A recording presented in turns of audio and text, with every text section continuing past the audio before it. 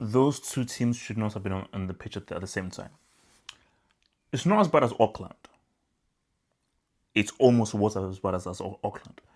It was not as bad as the part times I've seen, but there were moments in this game that I was like, do Auckland wear pink?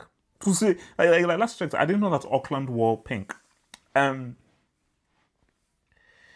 Miami should not even have been in this tournament because judging by the requirements needed, they went through the freaking back door pause. But no, did he? But again, Messi, money, blah blah. I spoke about Messi, but look, I think for PSG, I think when the game was over in the first half.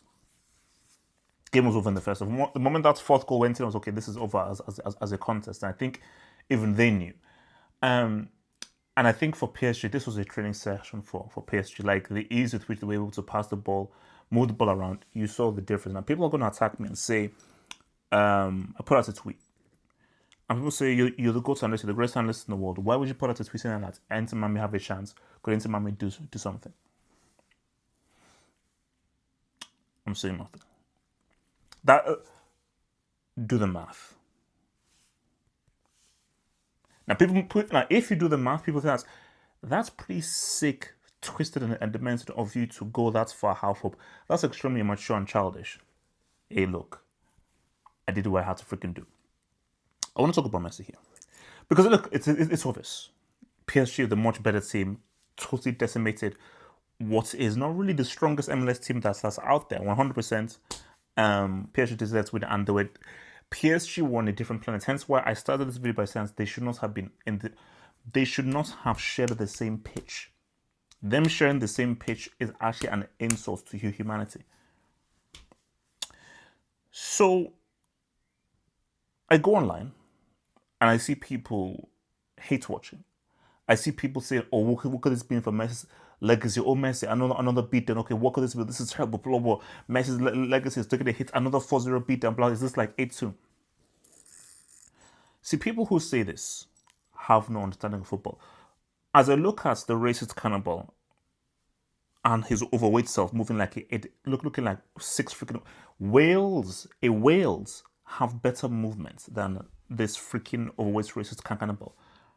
Jessica Alba is what really? But so and also Messi, he was alright in the second half. Second half, he was trying to pull a few things, but I think there were even moments where he overran the ball, he ran into traffic, and I'm like, the idea is still there.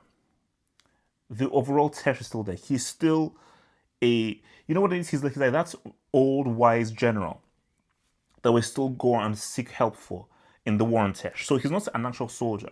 Because when I look at this, I'm like, oh, no. Like, Kvaratskhelia, he's the current generation. Yamal, like, I said to people right now, as of right now, people know the best football player on this planet right now is Yamal. I'll be with you. As old as Messi is, he's not far from some other people. But when you watch Yamal and you watch Kvaratskhelia, they're in a different planet. But specifically Yamal is in a whole different planet from all those other guys, especially Messi. Because Messi is pushing 40. So Yamal should be better. Even though he's a teenager, he should be better because it's called biology. But even then, though, Messi tries to do his thing. But you now using this and saying that, like, this harms Messi's legacy, you're a moron.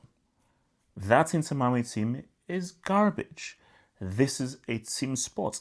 It's 11v11. It's not 1v1. So there is only so much one player can do when most of your teammates are ass cheeks.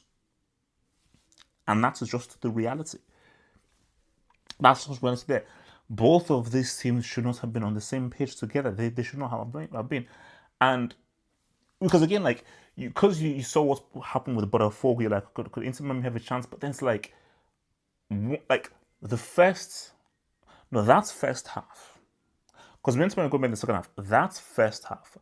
I was like, who put these two teams together? Infantino, shout out and everything, but these two teams should not have been sharing the same pitch at the same time. Season plasma. But shout out to PSG. Great test lie ahead.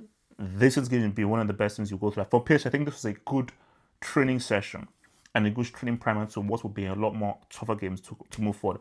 As for Inter Miami, you shouldn't have been in this competition. And you're only in this competition due to Messi tax and his popularity. And I think this beatdown shows you why you shouldn't have been in this competition. And you should definitely have not shared the same pitch as your boys PSG. Like that vid, guys. Subscribe. Because of the vids, man. One love.